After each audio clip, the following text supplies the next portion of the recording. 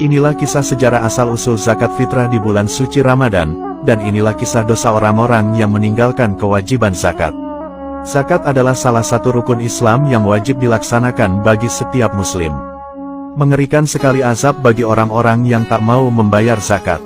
Dikisahkan dari Abu Hurairah radhiyallahu anhu, bahwa dahulu di masa Nabi ada seorang lelaki yang meninggal dunia. Nabi Muhammad lantas datang untuk menyolatinya. Namun, tiba-tiba kain kafan si mayit bergerak-gerak. Nabi Muhammad lalu memeriksanya, dan, sungguh mengejutkan, ternyata di dalamnya ada seekor ular yang sedang menghisap darah dan memakan daging si mayit. Melihat hal itu, sahabat Abu Bakar lantas hendak memukul ular itu. Namun anehnya, ular itu bisa berbicara dan bersyahadat. Aku bersaksi, bahwa tiada Tuhan selain Allah. Dan aku bersaksi, bahwa Nabi Muhammad adalah hamba dan utusan Allah. Wahai Abu Bakar, mengapa aku hendak kau pukul? Padahal, aku tak berdosa, dan aku diperintah melakukan pekerjaan ini. Allah memerintahkanku mengazab orang ini sampai hari kiamat. Mendengar alasan dari si ular, bertanyalah sahabat Abu Bakar, apa kesalahan-kesalahannya wahai ular? Ular menjawab, dia punya 3 kesalahan. Kesalahan yang pertama, yaitu meninggalkan sholat. Kesalahan yang kedua, yaitu tak mau berzakat. Dan kesalahan yang ketiga, yaitu tak mau mendengar perkataan ulama. Dikisahkan juga, dahulu ada seorang sahabat Nabi bernama Salabah bin Hatib Al-Ansori. Ia awalnya dikenal sebagai orang miskin, meski begitu, kemiskinannya tak menghalanginya untuk rajin beribadah kepada Allah. Namun, suatu ketika ia ingin menjadi orang kaya, maka datanglah ia menghadap Nabi untuk meminta didoakan agar segera kaya. Setelah menghadap memohon doa, Nabi lantas menasehati Salabah agar lebih baik bersyukur dengan harta sedikit daripada berharta tapi tak bersyukur. Tetapi, Salabah terus berupaya meminta didoakan Nabi agar hartanya banyak, karena Salabah tahu jikalau doa Nabi sangat mustajab. Namun, Nabi terus mengingatkan Salabah agar bersyukur dengan nikmat yang ada. Nabi saja tidak kaya raya. Padahal, jikalau saja Nabi mau minta kaya pun pasti Allah kabulkan. Salabah lantas terus membujuk Nabi agar didoakan. Ia juga berjanji, jika kaya kelak ia akan menyisihkan dan memberikan hartanya kepada orang yang membutuhkan. Akhirnya, Nabi lantas bersedia mendoakan Salabah. Ya Allah, berikanlah harta kepada Salabah. Kemudian, Allah Subhanahu wa Ta'ala mengabulkan doa Nabi. Allah Subhanahu wa Ta'ala kemudian memberikan harta melimpah kepada Salabah. Awalnya, Salabah hanya memiliki seekor kambing, kemudian kambing itu berkembang biak menjadi banyak. Kesibukan Salabah pun kini semakin bertambah untuk mengurus ternaknya hingga ia hanya sempat sholat berjamaah di waktu zuhur dan asar saja. Adapun sholat lainnya ia tak sempat berjamaah. Setelah waktu demi waktu, ternak kambing Salabah semakin membludak. Kemudian karena kesibukannya, ia lalu berani meninggalkan sholat berjamaah, bahkan sholat Jumat juga ditinggalkan. Mendapati Salabah yang tak terlihat beribadah lagi, Nabi lantas bertanya kepada para sahabatnya tentang kondisi Salabah sekarang. Para sahabat lalu menjelaskan, bahwa sekarang Salabah sibuk mengurus kambingnya yang sudah bertambah banyak. Padahal, awalnya ia cuma punya 1 kambing. Kemudian setelah itu, Nabi lantas mengirim 2 utusan untuk mengambil zakat dari Salabah.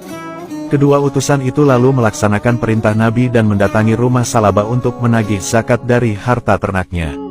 Namun saat ditagih zakat, Salabah malah menolak untuk mengeluarkan zakat dan menganggap bahwa itu adalah tarikan jizyah atau pajak. Akhirnya, kedua utusan itu kembali menghadap Nabi dengan tangan kosong dan mengadukan sikap Salabah. Nabi ternyata sudah tahu akan hal itu. Nabi lantas berkata, "Celakalah kau wahai Salabah."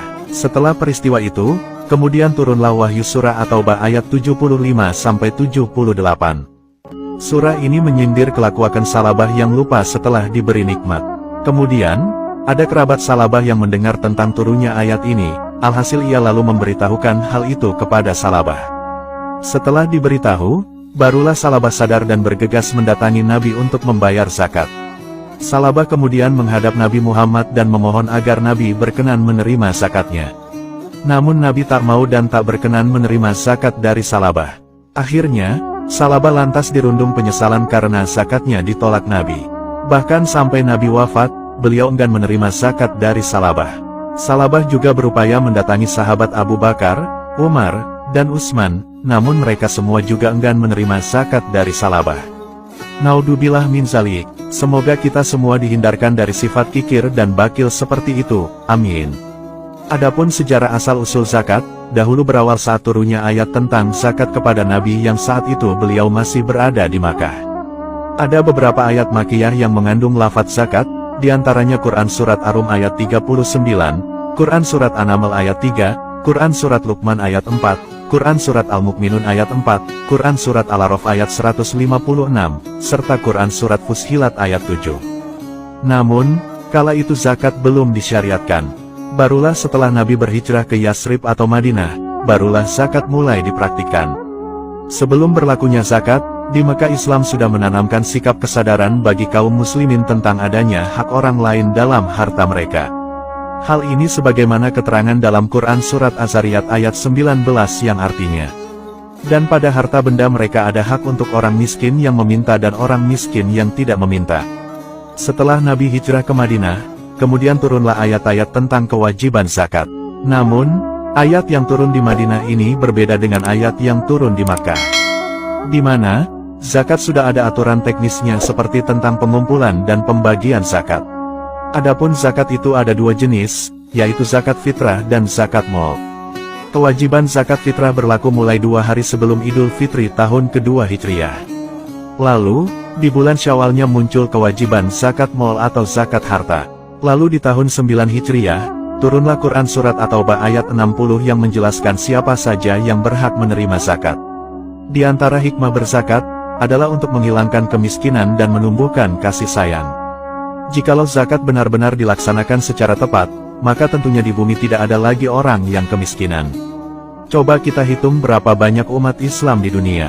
Lalu, kalikan semisal zakat fitrah berupa beras per orang 1 so, atau inilah kisah sejarah asal-usul zakat fitrah di bulan suci Ramadan, dan inilah kisah dosa orang-orang yang meninggalkan kewajiban zakat. Zakat adalah salah satu rukun Islam yang wajib dilaksanakan bagi setiap muslim. Mengerikan sekali azab bagi orang-orang yang tak mau membayar zakat.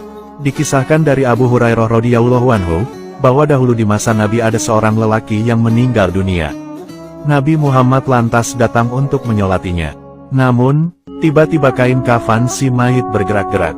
Nabi Muhammad lalu memeriksanya, dan, sungguh mengejutkan, ternyata di dalamnya ada seekor ular yang sedang menghisap darah dan memakan daging si mayit. Melihat hal itu, sahabat Abu Bakar lantas hendak